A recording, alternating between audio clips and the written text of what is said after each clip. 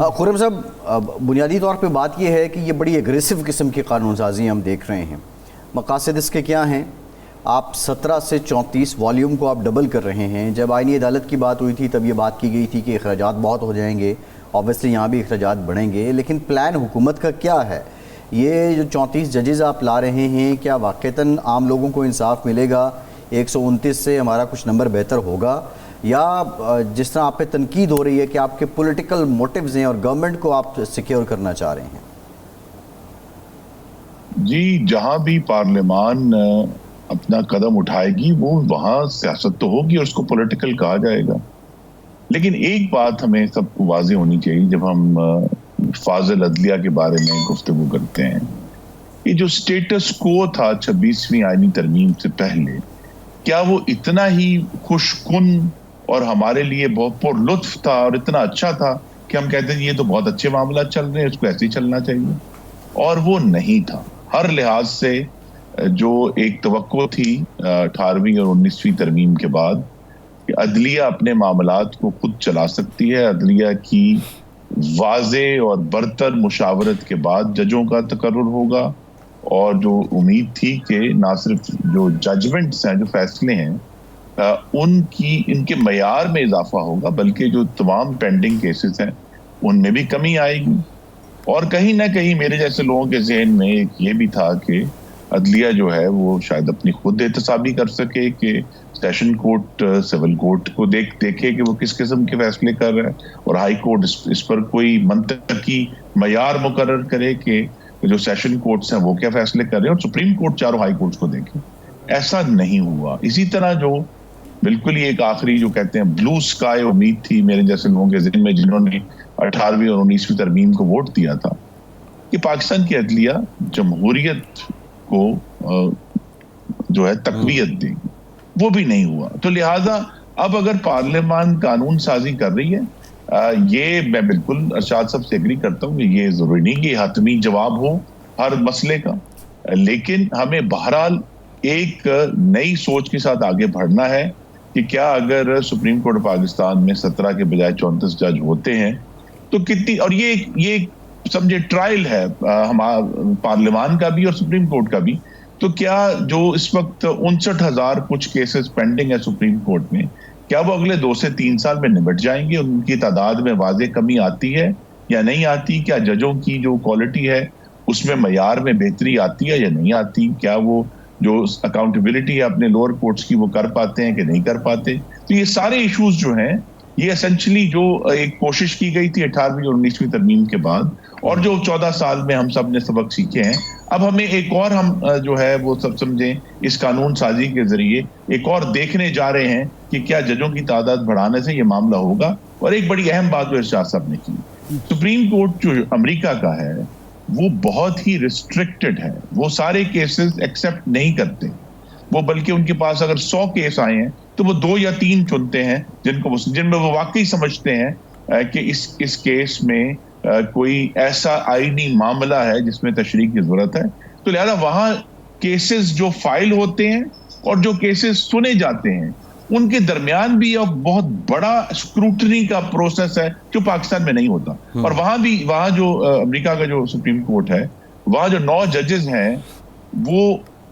यानी वहां बेंचेस नहीं बन सकते, वहां 9 के 9 जजों ने ही बैठना है जो भी इशू उनके सामने आएगा। तो लिहाजा ये भी एक आने पार्लियामान के सामने सवालात हैं कि क्या जिस स्ट्रक्चर में सुप्रीम कोर्ट इस वक्त ऑपरेट कर रहा है, क्या उस स्ट्रक्चर में तब्दील करने की जरूरत है? पाकिस्तान उन बहुत मेरे गालिबन मेरे ज़हन में नहीं किसी और मुल्क में ये अथॉरिटी हो जो सुओ मोटो की पावर दी गई थी 1973 के आइन में,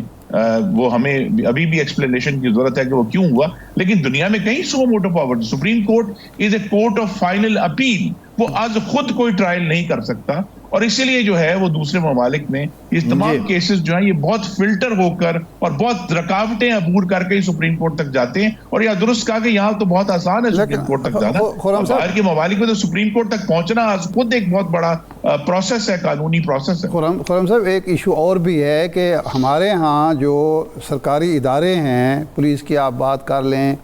महकमा माल कर लें, और जितने इदारे हैं जिनका आवाम से ताल्लुक़ है या आवाम का जिनसे वास्ता पड़ता है, वो इतनी नाइंसाफ़ी और बेशर्मी और रिटाई पर भी नहीं उतरे कि आवाम को बिलाखिर अदालतों से ही रुजू करना पड़े। वहाँ उसकी उन इदारों की, उन महकमों की तरबियत करना, उन महकमों को ठीक करना भी तो हुकूमत की ज़िम्मेदारी है, उस पर तो कोई तवज्जो नहीं दी जा रही। नहीं, इसमें कोई शक नहीं है, मैं आपके साथ बिल्कुल मुत्तफिक हूँ कि खासतौर पर सूबाई हुकूमतों के ऊपर बहुत बड़ी जिम्मेदारी है। अब जो वक्तन फ़वक्तन हमारे सामने दादोशुमार आते हैं वो यही हमें तो यही बताते हैं कि जी कम से कम 10 में से 7 FIR जो हैं वो झूठी होती हैं। तो यहाँ फिर सूबाई असम्बलियों का काम ये है कि वो निज़ाम में ऐसी तब्दीली करें कि FIR दर्ज होने के 2 या 3 दिन के अंदर एक जज जिसके सामने एविडेंस आए और वो फैसला कर दे कि ये FIR आगे जाएगी कि नहीं जाएगी, ताकि बहुत सारे मामला तो वहीं रुक जाएंगे ना जी। अगर सफिशिएंट एविडेंस नहीं है, जिसको जो है इंग्लिश लॉ में कहते हैं कि इनक्वेस्ट होगी, कि जो मतलब एक FIR दर्ज हुई है तो पुलिस के पास 3 दिन है कि वो जाकर पेश कर दे जज के सामने कि जनाब हमें ये जो है सबूत और शवाहिद मिले हैं और ये सबूत और शवाहिद काफी हैं इस केस को आगे लेकर जाने के लिए, और जहां नहीं होगा वो जो जज है, सिविल जज है, जो सेशन जज है, वो उसको वहीं क्वॉश कर देगा। क्योंकि हमारे यहाँ तो गलत FIR जो है वही हमने 25-25 साल चलते हुए देखी है और उनका कोई इजाला नहीं होता। हमारे आपके सामने है वो जो केस है बिजली के बिल जो लोगों को नाजायज़ गलत एक्स्ट्रा यूनिट डाले गए और अरबों रुपए वसूल किए गए। अब सरकारी महकमे ये काम कर रहे हों तो लोग फिर अदालतों में जाएंगे, कहाँ जाएं बेचारों को इंसाफ अगर नहीं मिलेगा तो। ये तो आपके सामने है ना। तो फिर नहीं तो ये मुझे बड़ी खुशी है कि हम ये बात कर रहे हैं। यही वो गवर्नेंस के इश्यूज हैं जिन पर सूबाई हुकूमतों ने फोकस करना है, बजाय ये कि एक सूबाई हुकूमत जो है वो वफाक के ऊपर हमलावर रही। ये सारे मामलात है ना कि जी आप जो हैं अपने जो आपकी जिम्मेदारियां हैं जो सूबाई हुकूमतों के, वो उसको पूरा करें ना। जिन लोगों ने आपको वोट दिए हैं उनकी जिंदगियों में बेहतरी लाने के लिए, आसानी लाने के लिए। और ये बिल्कुल दुरुस्त बात है कि अगर जो सरकारी महकमे हैं खासतौर पर सूबाई हुकूमतों के पास जो है, जिनके साथ अवाम का बराह रास्त ताल्लुक है, जहाँ थाना है, जहाँ कचहरी है, जहाँ अस्पताल है, जहाँ स्कूल है सरकारी, वह इन सारे इश्यूज में यहाँ मुकाबला होना चाहिए ना कि कौन हुकूमत जो है, किस जमात की हुकूमत जो है वो बेहतर गवर्नेंस दे रही है। और वहां फिर अगर ये गवर्नेंस बेहतर होगी तो बिल्कुल आपने दुरुस्त कहा कि गवर्नेंस बेहतर होने से ही बहुत सारे केसेस अदालतों में नहीं आएंगे। लेकिन ये जो ज़ायद बिलों वाला मामला था, ये वफाकी मामला था, लेस्को ने ये काम किया था और 1-2 और इस्लामाबाद आइस्को वगैरह ने किया था। अच्छा, आगे चलते हैं। एक कानून इंसदाद दहशतगर्दी एक्ट में तरमीम की जा रही है कि किसी भी शक की बुनियाद पर किसी शख्स को 3 महीने के लिए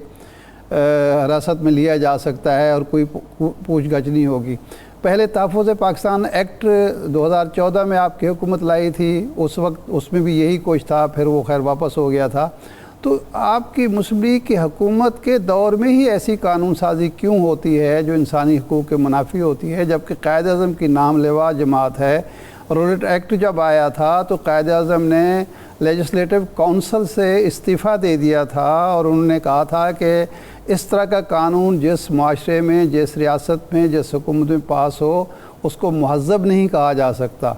तो आप ये काम क्यों करते हैं या आपकी हुकूमत ये काम क्यों कर रही है?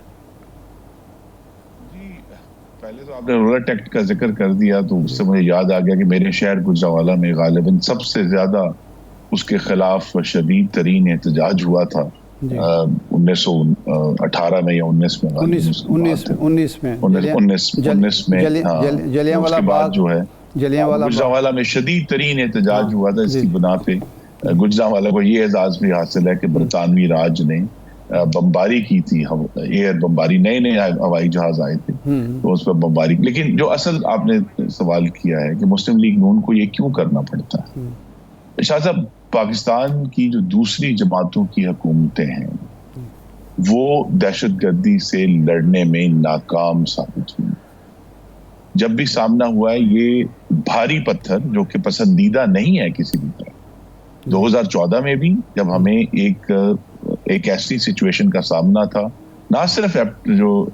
Army public school Karachi Peshawar में, बल्कि कराची एयरपोर्ट पर उसी साल जून 2014 में एक बहुत भयानक हमला हुआ था, हमें भूल गया बहुत सारे लोगों को, और बार बार, तो लिहाजा वो जो उस वक्त की पीपल्स पार्टी हुकूमत थी उनकी और